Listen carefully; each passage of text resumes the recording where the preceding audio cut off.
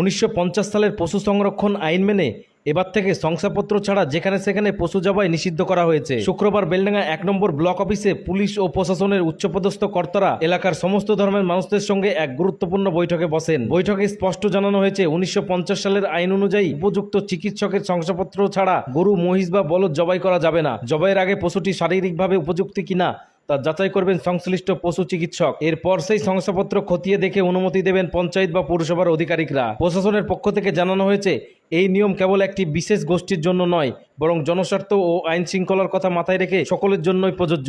নিয়ম ভঙ্গ করে শংসাপত্র ছাড়া যেখানে সেখানে পশু জবাই করলে সংশ্লিষ্ট ব্যক্তির বিরুদ্ধে কঠোর আইনানুগ ব্যবস্থা নেওয়া হবে। বেলডাঙ্গা পুলিশ ও প্রশাসনের এই উদ্যোগের মূল উদ্দেশ্য হল এলাকার শান্তি বজায় রাখা এবং আইনসম্মতভাবে সমস্ত ধর্মীয় ও সামাজিক কাজ পরিচালনা করা। 1950 থেকে আছে, ঠিক আছে। সুতরাং কুরবানির আগে বা কুরবানির পরে বলে না, লটা এই মুহূর্তে বলবৎ রয়েছে, আইনটা এই মুহূর্তে বলবৎ রয়েছে, ঠিক আছে।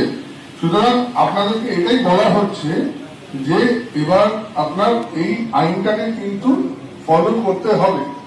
সেটা আমি আবার বলছি, স্লটারটা কি কারণে করছেন সেটা বড় ব্যাপার নয়। সেটা কুরবানি হতে পারে, কারোর হয়তো মিট বিজনেস আছে, কেউ হয়তো মিট প্যাকিং করে এক্সপোর্ট করতে পারেন, বা কেউ চর্ম ব্যবসায়ী হতে পারেন। বিভিন্ন লোক বিভিন্ন কারণে স্লটার করে।